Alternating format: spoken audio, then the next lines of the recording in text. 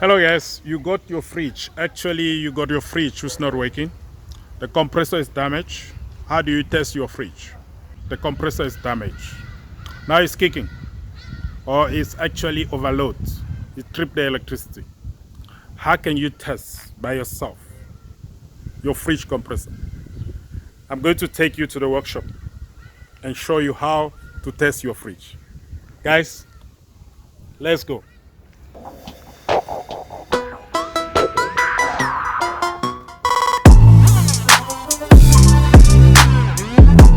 Hello guys, my name is Alfonso. Today I'm going to show you how to test a fridge compressor, how to test the compression of your fridge compressor.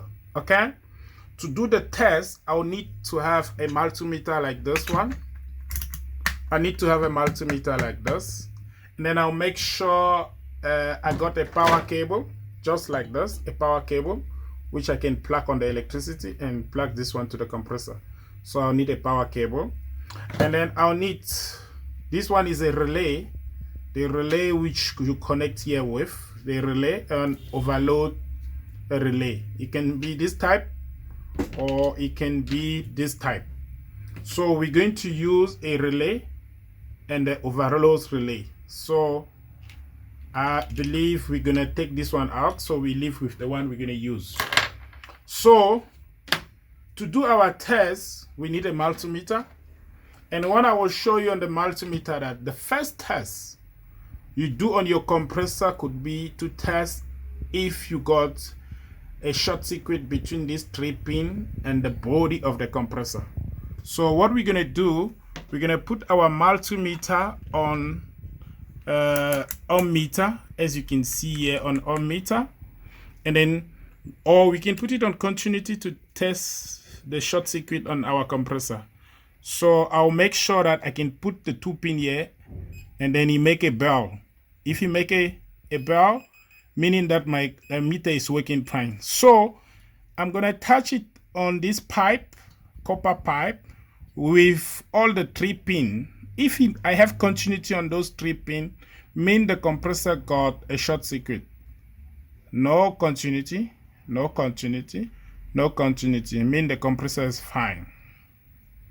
After notice that my compressor doesn't have a short circuit with this 3-pin, I'm going to test the resistor between the common plus this one and the common plus this one, and between this and this. The result will make what? From this pin to this pin, I must have a value of resistor, as you can see on my paper. And then from this pin and this one, I have a resistor of the element here. And between this pin here, I should have a sum of this one and this one. So meaning that I'm going to do the first step with the common, and then I put it on ohm meter. I do the first test, and then it's giving me 22.8 ohms.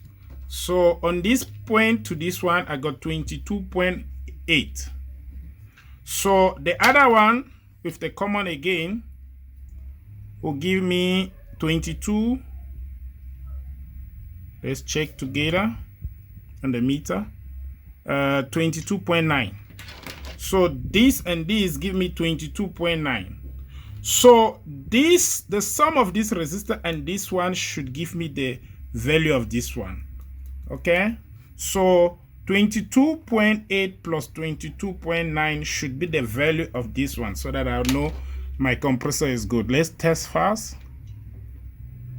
It's giving us 45.3 ohms.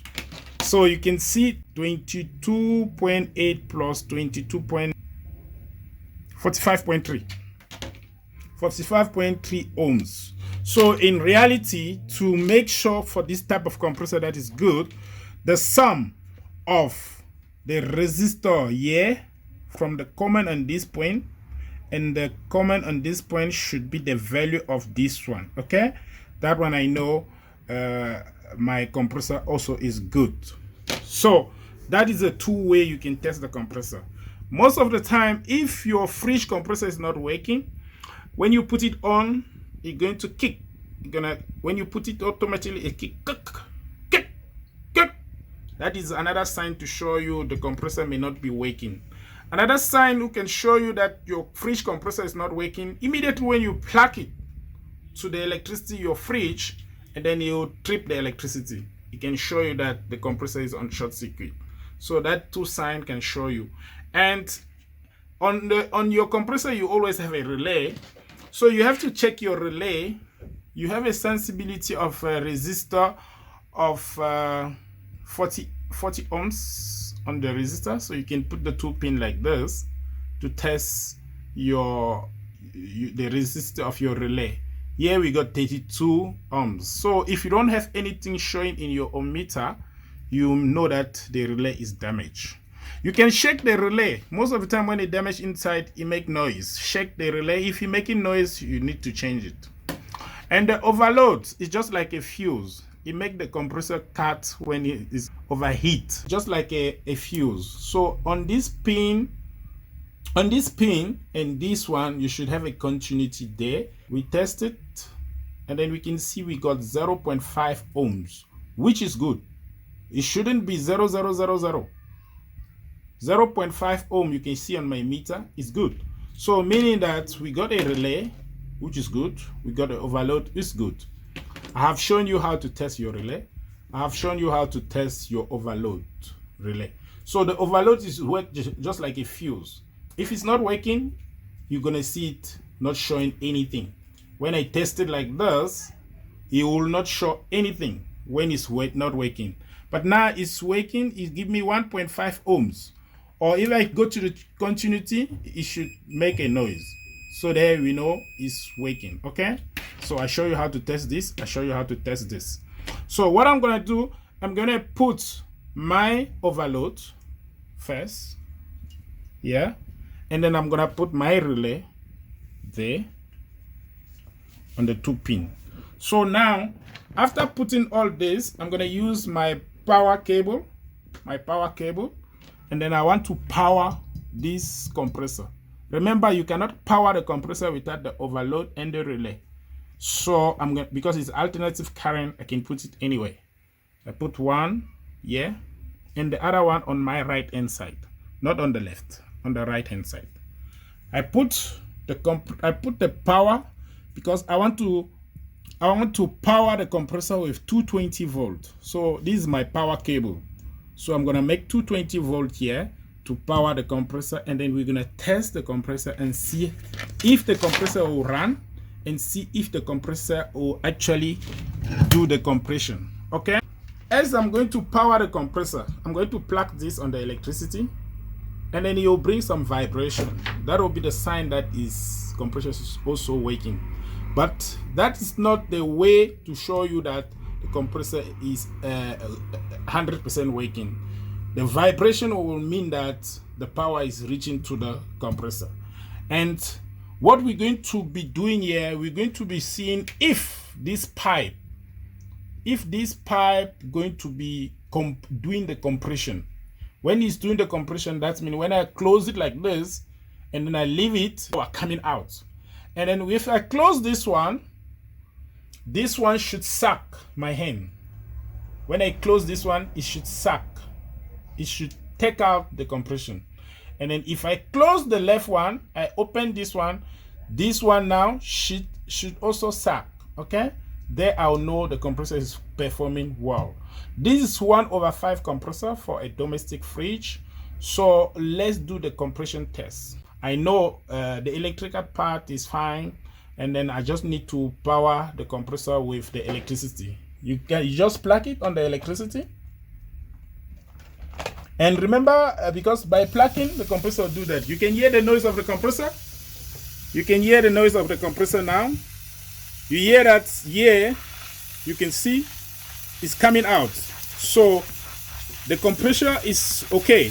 So if I close it, when I release it, you can hear the compressor.